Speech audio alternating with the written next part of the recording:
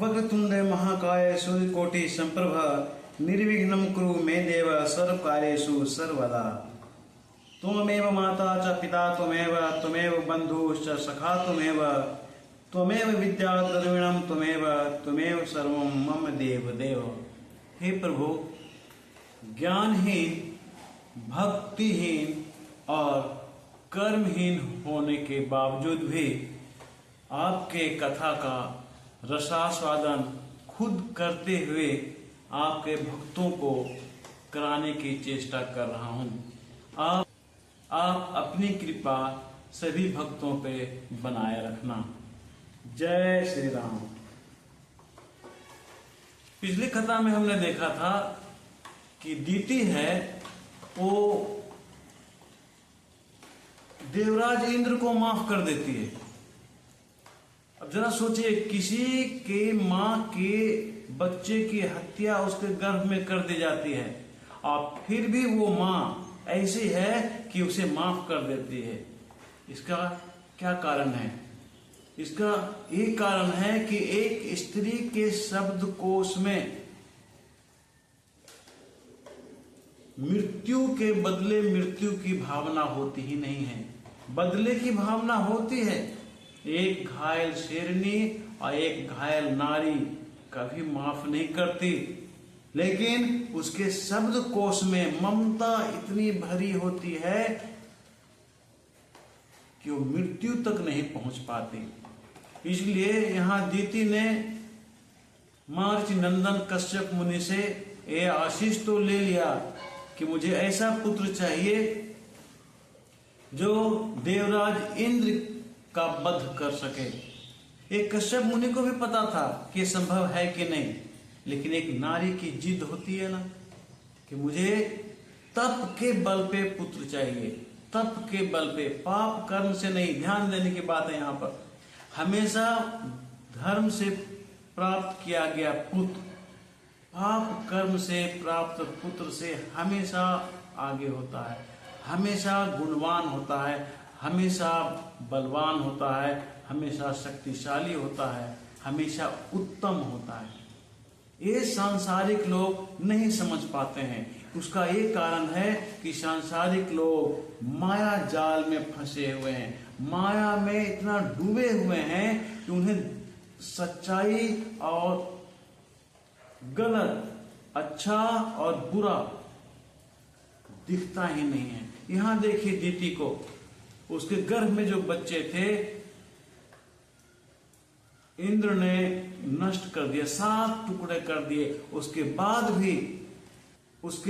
भी दीति इंद्र को माफ कर देती है। वो कत्ल के बदला कत्ल की भावना नहीं रखती है, अपने मन में ये भावना नहीं रखती है कि कत्ल के बदले, हत्या के बदले में मैं हत्या ही चाहती हूं। भले वो महर्षि नंदन से, मुनि कश्यप से ये आशीष प्राप्त कर ली कि हमें तप के बल पे वैसा शक्तिशाली पुत्र पैदा होगा जो देवराज इंद्र की हत्या कर सकता है। लेकिन शायद दीति यहां भूल गई है कि देवता तो अमर हैं। और उधर देखिए इंद्र को, देवराज इंद्र को, वो इतने परेशान हैं कि मृत्यु के डर से जब दीति वन में तप कर रही थी तो दीति के सेवा में आ जाते हैं भय से। इसका क्या कारण है? इसका कारण है कि जब हम आवेश में होते हैं तो हम अपने आप को खो जाते हैं, अपनी आपा को खो डालते हैं, अपनी बुद्धि का उपयोग ना करके बुद्धि को दफन कर देते हैं, बुद्धि होता ही नहीं है। इसीलिए कहा गया है कि आवेश में हमें किसी भी तरह का कदम नहीं उठाना चाहिए। यहां देखिए दीति और देवराज इंद्र को, दोनों में आवेश की वजह से यह घटना घट रही है। 1000 वर्ष तक दीति को तप करना पड़ रहा है पुत्र के लिए। किस लिए? इंद्रदेव को मृत्यु देने के लिए। दीति ये भूल रही है कि देवता तो अमर है और इंद्र भी यहां भूल रहे हैं कि मैं तो अमर हूं, मुझे तो कोई मार नहीं सकता। दोनों अपने आपा को खो बैठे हैं। लेकिन ये तो आपा खोने की बात मन के वजह से है, दिल तो कभी नहीं गलत कहता। दिल तो अभी भी चीख चीख कर दीति को कह रहा है कि तुम इंद्र पर प्रहार नहीं कर सकते।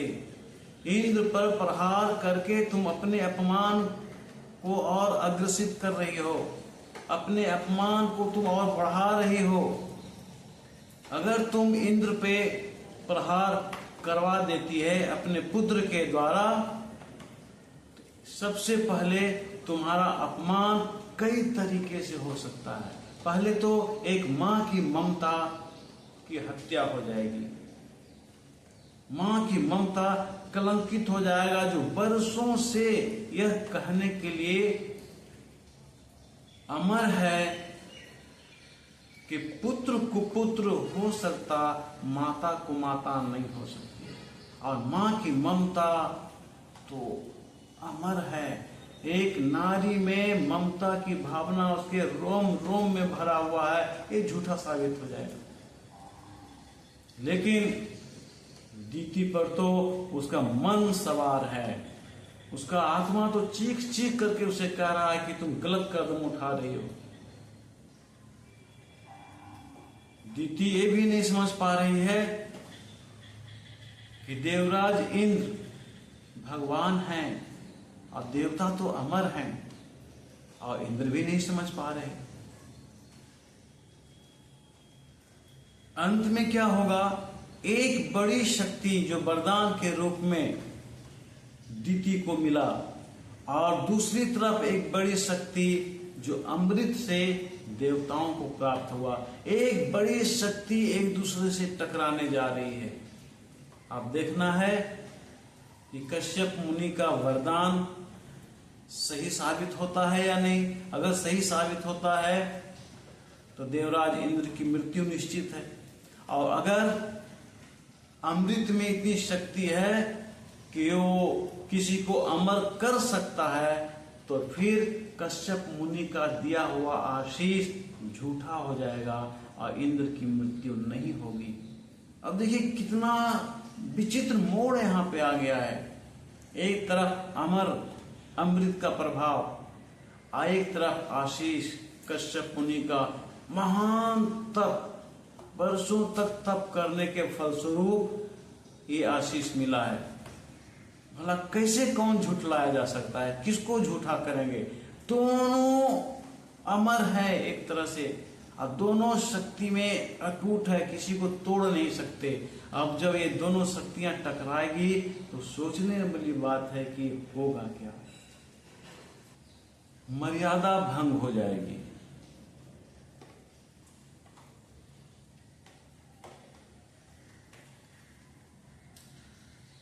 दीति की आत्मा बार बार कह रही है कि रे पगली, तुम ममता का चादर ओढ़। अगर तुम ममता की चादर ओढ़ लेती है तो सबका कल्याण हो जाएगा, तुम्हारा भी अपमान होने से तुम बच जाएगी, कश्यप मुनि का आशीष का मान भी रह जाएगा और अमृत का मान भी रह जाएगा। और एक नारी के बारे में जो कहा गया है, नारी का ममत्व सब के सब सही रहेगा, कोई भी कलंकित नहीं रहेगा, कोई भी अपमानित नहीं रहेगा। और यही हुआ भी। मां की ममता अंत में मन के ऊपर भारी पड़ गई, दिल की आवाज मन के शक्ति पर भारी पड़ा, और अंत में दीति को ममता का चादर ओढ़ना पड़ गया। लेकिन इधर देखिए, आज के समय में सांसारिक जो माता पिता हैं, उनको इसे सीख लेना चाहिए। चंद रुपयों के लालच में अपने संतान को बेच डालते हैं। वाह वे इंसान, वाह मां की ममता। हे माता, अपनी ममता को कलंकित मत करो। चंद रुपए में अपने संतान को मत बेचो। ईश्वर ने संतान दिया है तो उसे 2 हाथ 2 पैर भी दिए हैं, उसे एक छोटा सा दिमाग भी दिया है, 2 आंखें दी है, कान दिया है। केवल उसे चलने के लिए खड़ा कर दो, दौड़ने के लिए खड़ा कर दो, वो अपना क्षुधा खुद भर लेगा, अपने भूख की पूर्ति वो खुद कर लेगा, और तुम्हारी ममता भी बदनाम नहीं होगी। इसलिए हे नारी स्वरूपा, किसी कीमत में अपने संतान को मत बेचा करो। लेकिन आज के समय में इसको मानता कौन है? आराम से आज के माता पिता अपने संतान को बेचते जा रहे हैं और अपनी ममता को कलंकित करने में थोड़ा सा भी संकोच नहीं करते। अब यहां देखना यह है कि आप किसके पक्ष में हैं। दीति के पक्ष में हैं, जो ममता की मूर्ति के लिए प्रसिद्ध है। पूरे नारी जगत का नाम एक ममता का पुतली के रूप में पहचाना जाता है, उसके पक्ष में है। या उसके पक्ष में है जो चंद रुपए के लालच में अपने संतान को बेच डालती है। ये निर्णय आपके हाथ में है कि आप किसके पक्ष में जाएंगे। एक मां की ममता को अमर करेंगे या मां की ममता को कलंकित करके मिट्टी में मिला देंगे। आप दीति से भी बहुत कुछ सीख सकते हैं।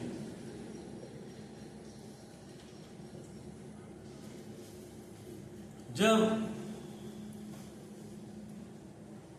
इंद्र दीति के गर्भ में पल रहे बच्चे का 7 टुकड़ा कर देते हैं और बच्चे के रोने की आवाज सुनकर दीति की नींद खुल जाती है, तो देवराज इंद्र गर्भ से बाहर निकल आते हैं और सामने हाथ जोड़कर खड़ा हो जाते हैं कि हे माता, तुम्हें अपवित्र समझकर मैंने ये कुकर्म किया, मुझे माफ कर दो। अब देखिए यहां पर कैसा माहौल होता है, कैसा सिचुएशन है। हर नारी को यहां पे सीख लेना चाहिए। एक नारी यहां पर क्या कहती है कि पुत्र इंद्र, इसमें तुम्हारी कोई गलती नहीं है, सारा कुकर्म मेरे वजह से हुआ है, मेरे बच्चे की हत्या हुई वो भी मेरे कारण हुई, उसका भी उत्तरदायित्व मैं ही हूं। क्या कोई आज की माता यह स्वीकार कर सकती है? कोई आदमी किसी स्त्री के गर्भ को नष्ट कर दे, किसी स्त्री के संतान को नष्ट कर दे और वो नारी कहने के लिए तैयार हो जाए कि इसमें तुम्हारी गलती नहीं है, हमारी गलती है? क्या आपको ऐसा लगता है? हो ही नहीं सकता। लेकिन यहां देखिए, ये बिल्कुल सत्य है। दीति अपने जगह पर सत्य है। आप थोड़ा गहराई में जाकर सोचिए। सोचना क्या है? महर्षि नंदन कश्यप मुनि ने क्या कहा था दीति को कि तुम्हें 1000 वर्ष तक तप करना है, लेकिन शर्त है पूर्ण रूप से पवित्र होकर। पिछली कथा में मैंने चर्चा किया था कि स्त्री के जो बाल खुले होते हैं तो समझ जाना चाहिए कि स्त्री अपवित्र है। यहां दीति के बाल खुले हुए थे, इसका मतलब है कि दीति अपवित्र थी, तब तो इंद्र ने ऐसा काम किया। हालांकि इंद्र ने सही नहीं किया, लेकिन यहां पर पहले यह समझिए कि दीति पवित्र भी नहीं रही। जब पवित्र ही नहीं रही तो उस पुत्र को वो जन्म दे ही नहीं सकती जो इंद्र की हत्या कर सके। हो गया। अब दीति असक्षम है, सक्षम है ही नहीं। अब दीति की आंखें खुल गई है, उसको समझ में आ गया कि मैंने क्या गलतियां की, इसलिए वो स्वीकार करती है कि देवराज इंद्र, हे पुत्र, इसमें तुम्हारी कोई गलती नहीं है, सारी गलतियां हमारी है। हाँ, एक गलती तुमने केवल ये किया कि मेरे पुत्र के 7 टुकड़े कर दिए, ये तुम्हें नहीं करना चाहिए था। तो आवेश में हमें कभी नहीं आना चाहिए। आवेश में आकर ये जो मन है ना, हमसे कुछ भी गलत करा सकता है, कुछ भी करा सकता है और हमें कुछ भी पता नहीं रहेगा। इसलिए कभी भी आप अपने मन का गुलाम मत बनिए, मन को गुलाम बना के रखिए। आगे दीति कहती है कि पुत्र, जो होना था वो तो हो गया, इसमें ज्यादा गलतियां हमारी ही हैं। मेरे पुत्र नष्ट हुए, वो हमारी गलती से हुआ। तुम्हारा केवल एक ही बड़ा कुकर्म है कि तुमने पुत्र को 7 टुकड़ा कर दिया। अब हम दोनों को कुछ ऐसा कर्म करके दिखाना है जिससे हमारी भी गलती और तुम्हारी भी गलती ना होकर सत्य कथा बन जाए, पाप ना होकर पुण्य कर्म में परिवर्तित हो जाए। इसके लिए दीति चाहती है कि हमारे ये जो 7 टुकड़े हुए हैं संतान का, वो 7 संतान के रूप में हों और तीनों लोक में विचरण करने वाले हों, तीनों लोक में विचरण करते रहें। देवराज इंद्र चुपचाप सुन रहे हैं। प्लानिंग तो दोनों को करना है। एक का प्लानिंग को सुन रहे हैं कि आप सुनाओ क्या प्लान है तुम्हारा, क्या करना है, संभव होगा तो मैं करूंगा। ऐसे एक मां का सलाह तो पुत्र के लिए आदेश के बराबर होता है। कभी माँ को ऑर्डर देने की आवश्यकता नहीं पड़ती, कभी भी माँ को आदेश देने की जरूरत नहीं पड़ती। अगर माँ इच्छा जाहिर करती है एक संतान के लिए, वही आदेश बन जाता है। इसलिए यहाँ देवराज इंद्र चुपचाप सुन रहे हैं दीति के बातों को। दीति कहती है कि मेरा पुत्र दिव्य रूपधारी है, साधारण पुत्र में से वो नहीं है, वह मारुत नाम से विख्यात होने वाला है। वो गगन में 7 वात स्कंद हैं, उसमें उसको जगह मिलने वाली है। अब 7 वात स्कंद क्या होते हैं? तो आपने भूगोल में पढ़ा होगा कि पृथ्वी के चारों ओर हवा का एक लेयर है जिसे वायुमंडल कहते हैं, एटमॉस्फेयर कहते हैं, वायुमंडल कहते हैं। और ये वायुमंडल अलग अलग परत में बटा हुआ है, 5 परतों में बटा हुआ है। दीति की इच्छा है कि हवा की जो ये परतें हैं, इसी में हमारे संतान विचरण करते रहें, घूमते रहें। हवा के ये 7 वात स्कंद आप इस तरह से देखिए अपने स्क्रीन पे। एक है आवह, दूसरा है प्रवह, तीसरा है संवह, चौथा है उद्वह, 5वां है विवह, 6ठा है परिवह और 7वां है परावह। इसे 7 मरुत के नाम से जानते हैं। दीति की इच्छा है कि हमारे 7 संतान इसी मरुत में, इसी 7 वात स्कंद में विचरण करते रहें। उसकी इच्छा है कि 7 में जो परावह है वो वायु का सर्वश्रेष्ठ परत है, सर्वश्रेष्ठ है। इस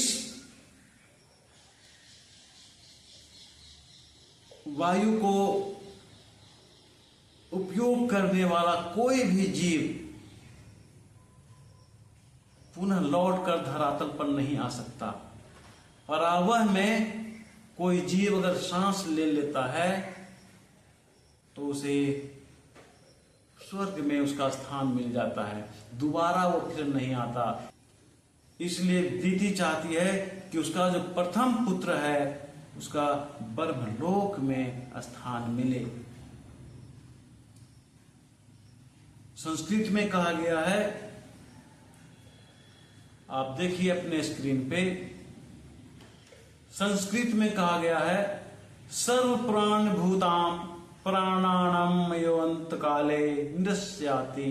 इसका मतलब हुआ कि परावह में सांस लेने वाला को मुक्ति धाम मिल जाता है, मोक्ष की प्राप्ति हो जाती है, दोबारा लौट कर इस मृत्यु लोक में नहीं आता। तो दीति की इच्छा है कि मेरा जो पहला संतान है उसको ब्रह्मलोक मिले, दूसरा संतान है उसको इंद्रलोक की प्राप्ति हो, और तीसरा जो संतान है जो कि महायशस्वी है वो वायु के नाम से अंतरिक्ष में घूमता है।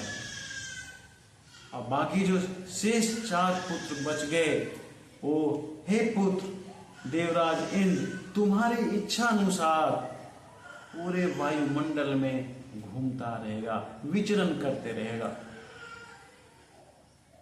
दीति के बातों को सुनने के बाद देवराज इंद्र कहते हैं कि हे माता, तुम्हारी इच्छा हमारा आदेश है। मैंने पहले कहा कि एक माँ की इच्छा को आदेश मानकर अगर कोई संतान काम करता है उसे जिंदगी में कभी भी तकलीफ नहीं होगा। एक माँ आदेश कम देती है, इच्छा ज्यादा जाहिर करती है, और संतान को समझ लेना चाहिए कि एक माँ अगर इच्छा जता रही है मतलब उसका आदेश है। यहाँ दीति की इच्छा है, इंद्र के लिए आदेश है। इंद्र संघर्ष स्वीकार कर लेते हैं, संघर्ष स्वीकार कर लेते हैं कि हे माता, तुम्हारी जो इच्छा है वो पूर्ण होगा, मैं उसे पूरा करूंगा। इस तरह से आपने क्या देखा यहाँ पे कि इंद्र के द्वारा की गई हत्या का कितना बड़ा परिणाम हुआ। हत्या तो किया इंद्र ने, लेकिन उस हत्या किए गए बच्चों को ऐसे स्थान में पदस्थापित कर दिया, ऐसे जगह में उसे स्थान दिया कि वो हमेशा हमेशा के लिए अमर हो गया। जब तक धरातल रहेगी, जब तक अंतरिक्ष रहेगा, जब तक पृथ्वी रहेगी, जब तक ये वायुमंडल रहेगा, जब तक ये तीनों लोक रहेगा, तब तक वो रहेगा। इसीलिए कहते हैं कि गुण और अवगुण सभी लोगों में होता है। अगर हम गुण देखेंगे तो इंसान हमें अच्छा नजर आता है, अगर हम उसके अवगुण को देखेंगे तो इंसान कभी अच्छा नहीं दिखता। दूसरी बातें हैं कि अगर हम गुण के वजह से अच्छे कर्म करते हैं तो हमारा कर्म और अच्छाई की ओर बढ़ते जाता है। अगर हम गलती से गलत काम कर बैठते हैं तो हमारी जग हंसाई होती है। लेकिन यहाँ एक ऑप्शन है कि अगर हम गलती से कुछ बुरे काम कर बैठते हैं, उसके बदले में आप एक ऐसा अच्छा कर्म करके दिखाओ जिसके वजह से वो गलत कर्म है, जो बुरे कर्म है, वो ओझल हो जाए, मलिन पड़ जाए, दब जाए। यहाँ इंद्र ने वही काम किया। इंद्र ने बहुत बड़ा कुकर्म किया, हत्या किया, टुकड़े टुकड़े कर दिए संतान के, लेकिन सभी संतानों को अमृत दे दिया, अमर कर दिया। इसलिए यहाँ इंद्र का जो पाप था, एक संतान के हत्या का जो पाप था, ये जो बड़ा कुकर्म था, वो इतने बड़े पुण्य का काम किया जिसमें वो उसी तरह विलीन हो गया जिस तरह से पूरे ब्रह्मांड में एक छोटी सी चींटी विलीन हो जाती है। इस पूरे ब्रह्मांड में जिस तरह से एक छोटी सी चींटी विलीन नजर आती है, ठीक उसी तरह से इंद्र के कर्म से उसका कुकर्म विलीन हो जाता है। और इस तरह से दीति का और इंद्र का दोनों का पाप धुल जाता है। इससे आज के सांसारिक लोगों को सीख लेनी चाहिए। और ये आज के समय में बहुत अधिक अति आवश्यक है, क्योंकि आज के समय में लोग केवल हत्या पर ही उतर गए हैं। अगर हम किसी की जीवन दान नहीं दे सकते, हमें उसकी हत्या करने का कोई अधिकार नहीं है। अगर हम किसी को मदद नहीं कर सकते तो उसे परेशान करने की कोई अधिकार नहीं है। अगर आप किसी की भलाई नहीं कर सकते तो उसे बुराई करने का आपको कोई अधिकार नहीं है। आप यहाँ दीति और इंद्र से सीख लो। बहुत बड़ी गलती की, लेकिन इतना बड़ा पुण्य का काम किया कि वो कुकर्म धुल गया, उसका नामो निशान मिट गया। अफसोस है कि हमारे सांसारिक माता पिता इस तरह के नहीं हैं, आज वो बदलते जा रहे हैं। इस प्रकार दोनों माता और पुत्र अच्छे कर्म करके अच्छे फल की प्राप्ति की और अच्छे कर्म के बल पे अच्छे फल की प्राप्ति करके स्वर्ग लोक चले गए। अब विश्वामित्र मुनि इधर जो कहानी सुना रहे थे, ये कहानी थी कहाँ की? विशाला गांव की। जब विश्वामित्र मुनि अपने अन्य ऋषि मुनियों के साथ और राम लक्ष्मण के साथ विशाला गांव पहुंचे थे, तो राम भगवान ने प्रश्न किया था कि ये जो गांव है बहुत शांति प्रिय है, बहुत अनुशासित दिख रहा है, बहुत सुरक्षित है, बहुत संस्कारी दिख रहा है, आखिर इसके राजा कौन है? उसी की कहानी विश्वामित्र मुनि ने सुनाया। अब यहां हम समझते हैं कि विशाला गांव का नाम विशाला कैसे पड़ा। इक्ष्वाकु नामक एक बहुत बड़ा धर्मात्मा थे, उनका पुत्र का नाम था विशाल, और उस विशाल ने ही एक गांव का स्थापना किया था और उसी गांव का नाम उस विशाल के नाम पर विशाला हो गया। और इस विशाला गांव में एक से एक राजा हुए, एक से एक प्रतापी राजा हुए हैं। और वर्तमान में कौन राजा हैं वो सुनिए। इक्ष्वाकु के पुत्र हुए विशाल, और विशाल के पुत्र हुए हेमचंद, जो बहुत ही बलवान था, शक्तिशाली था, पराक्रमी था, बहुत ही योग्य था। और हेमचंद्र का पुत्र हुआ सुचंद्र। सुचंद्र भी एक से एक धर्म का काम किया, वो भी बड़ा धर्मात्मा था। सुचंद्र का पुत्र हुआ धूम्रासु, और धूम्रासु का पुत्र हुआ सृंजय, और सृंजय का पुत्र हुए सहदेव। सहदेव भी एक बहुत ही पराक्रमी प्रतापी राजा थे। ये सब के सब विशाला गांव में हुए। और सहदेव के बाद कुशाएब राजा हुए। सहदेव के पुत्र थे कुशाएब, और कुशाएब का पुत्र थे सोमदत्त।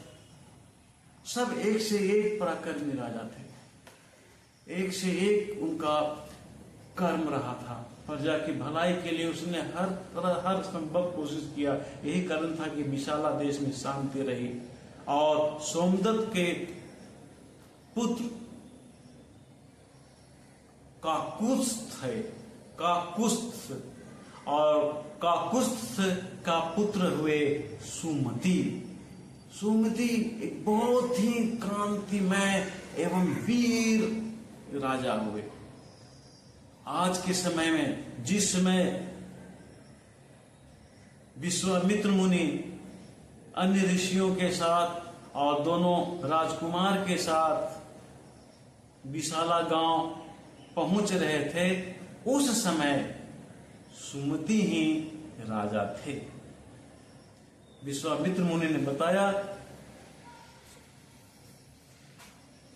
कि हे दशरथ नंदन, इस विशाला गांव पर आज के समय में सुमति का राज है, और सुमति के एक योग्य व्यवहार, उचित शासन, एक सांस्कारिक व्यवहार का परिणाम है कि ये गांव बिल्कुल शांत है और चारों ओर फूलों से सजा हुआ है, जो एक स्वर्ग का छोटा सा टुकड़ा सा महसूस होता है। यहाँ पर हमें एक सीख लेने की आवश्यकता है कि इक्ष्वाकु के पुत्र के पुत्र के पुत्र के पुत्र के पुत्र सुमति हुए, और सब में एक सा संस्कार मिलता गया।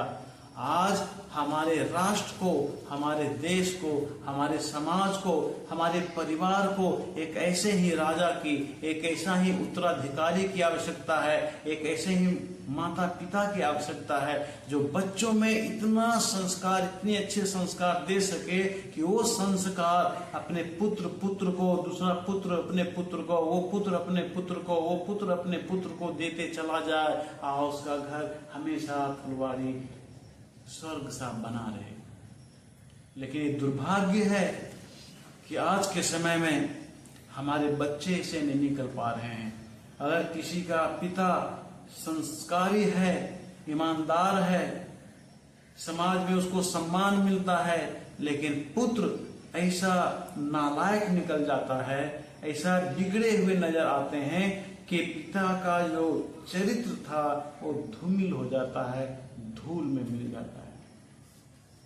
आज के बच्चों को सीख लेनी चाहिए इक्ष्वाकु के इन संतानों से। दूसरी ओर हमारी जो बेटियां हैं वो भी दूध की धुली हुई नहीं है, वो भी कम नहीं है। घर के इज्जत और मर्यादा को तोड़कर राजसी स्वयंवर की तरह खुद स्वयंवर को अपना रही है।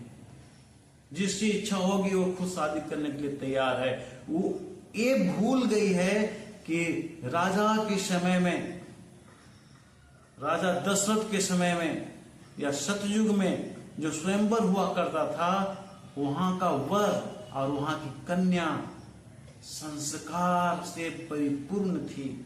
लेकिन आज का जो वर है वो एक कन्या को माला नहीं पहनाता है, वो धन दौलत को माला पहनाता है। यही कारण है कि शादी होने के बाद एक वर को कन्या से धन दौलत चाहिए, वरना दोनों के बीच में दीवार खड़ा हो जाता है। लेकिन हमारी जो युवतियां हैं, हमारी जो बेटियां हैं, वो मूर्ख है, उसे अक्ल की जरूरत है, संस्कार की जरूरत है। जिसे पाती है उसे अपना जीवन साथी ढूंढ लेती है, उसे अपने फूलों की माला उसके गले में डाल देती है। वो थोड़ा देर के लिए भी नहीं सोचती कि हमारा जो संस्कार है, उसका जो संस्कार है, दोनों मिलता है या नहीं, उसका नेचर कैसा है। नहीं, आप सीख लो यहां से। और अंत में परिणाम क्या होता है, आपने देखा होगा ना, फुटबॉल मैदान में बहुत सारे खिलाड़ी एक बॉल के पीछे दौड़ते भागते हैं, जिसे लग रहा है वो बॉल को लूटने के लिए वो दौड़ रहे हैं, मेरा है मेरा है मेरा है। तो जिस तरह से फुटबॉल के मैदान में खिलाड़ी पैरों से ठोकर मार मार के फुटबॉल को, गेंद को इधर से उधर फेंकते हैं, ठीक उसी तरह से आज के जो वर हैं, एक कन्या को एक समाज से दूसरा समाज, एक संप्रदाय से दूसरा संप्रदाय, एक जाति से दूसरा जाति, एक धर्म से दूसरा धर्म, उसी फुटबॉल की तरह फेंकते नजर आ रहे हैं। आइए, हमारी युवतियां समझ नहीं पाती है, हमारी बेटियां ये समझ नहीं पा रही है कि आखिर मेरा हो क्या रहा है। अरे बदमाश, अब पछताते होत क्या जब चिड़िया चुग गई खेत। कोई भी कदम उठाने से पहले सोच तो लो, आए जो तुम्हारा कदम है वो कभी दोबारा नहीं होता। हमारे सनातन धर्म में एक शादी होती है, दो शादियां नहीं होता। सब्जी मंडी नहीं है कि आलू खरीदा, पसंद नहीं आया तो बेच करके हटा करके हम बैगन खरीद लिया। नहीं अंकल जी, आलू ले लीजिए, मम्मी माता हमें बैगन बोली थी खरीदने के लिए, तो आलू को लौटा दिया और बैगन खरीद लिया। अब बैगन लेके घर गया तो दादी बोली, अरे बैगन तो मैं खाऊंगी नहीं, मेरे को तो तबीयत खराब है, जाओ तुम लौकी लेके आ जाओ। फिर बच्चा दौड़े दौड़े सब्जी मंडी जाता है, लौकी को हटाकर, बैगन को हटाकर लौकी ले आता है। आलू खरीदा, उसको बदल करके बैगन खरीद लिया, फिर उसको बदल करके लौकी खरीद लिया। ऐसा नहीं होता है। एक कन्या वस्तु नहीं है, एक जीव वस्तु नहीं है जिसे हम बदल बदल करके इस्तेमाल कर सकते हैं। आज के लड़कियों को इससे सीख लेनी चाहिए। पहले तो हमें किसी तरह की गलती करने की कोशिश ही नहीं करनी चाहिए। ऐसे तो गलतियां सबसे होती है, लेकिन ऐसा गलती करो कि उसका सुधार हम इस तरह से करें कि वो गलती छिप जाए। ऐसा काम मत करो कि कोई तुमको दो शब्द बोल दे। वो ऐसा काम मत करो जो तुम्हें खुद पसंद नहीं है। कहा गया है कि हमें दूसरों के साथ वैसा व्यवहार नहीं करना चाहिए जैसा हमें पसंद नहीं है। तो जिस व्यवहार को तुम पसंद नहीं करते हो, तुम्हें दूसरों के साथ वैसा नहीं करना चाहिए। इसलिए कोशिश पहला करो कि गलतियां ना हो, अब गलती हो तो उसे स्वीकार करो और ऐसा उसे सुधारो कि उसका जो परिणाम हो उसे जो की गई गलती धुल जाए, हमेशा के लिए खत्म हो जाए। ये संस्कार की परिभाषा है। आपने देखा होगा, धोबी कपड़ा को धोता है तो उसमें चमक लाने के लिए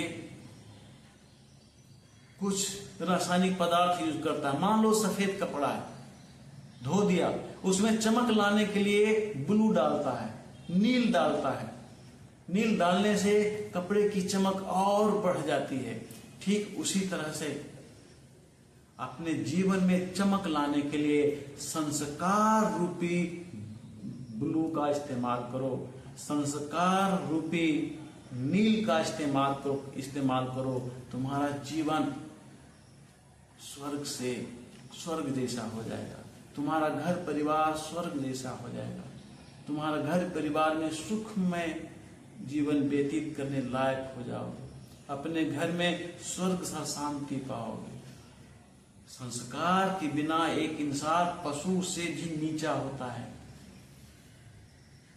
हमें यहाँ दीति और इंद्र से सबक लेना चाहिए, सीखना चाहिए।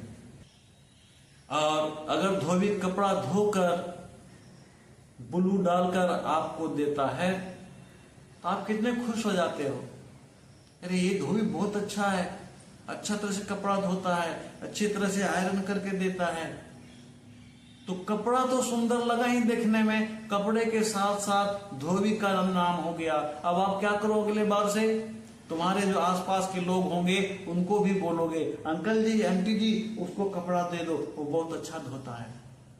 अगर आपके अंदर अच्छे संस्कार आते हैं तो आपका तो नाम होगा ही, आपके नाम के साथ साथ आपके घर के परिवारों का नाम होगा। ये आप क्यों भूल जाते हो?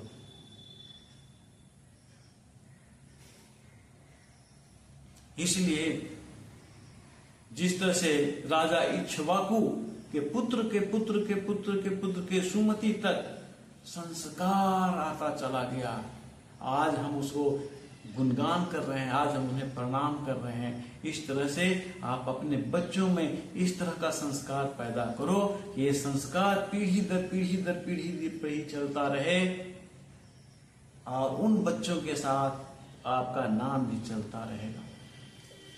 इस तरह से विश्वामित्र मुनि विशाला गांव के कथा को राम लक्ष्मण और अन्य ऋषि मुनियों के समक्ष काफी विस्तार रूप से सुनाया। अब संध्या का समय हो चला था। विश्वामित्र मुनि ने प्रस्ताव रखा कि आज का शाम हम इसी विशाला गांव में बिताएंगे और कल सुबह जब हम यहां से चलेंगे तो होने वाला राम का ससुराल जाएंगे।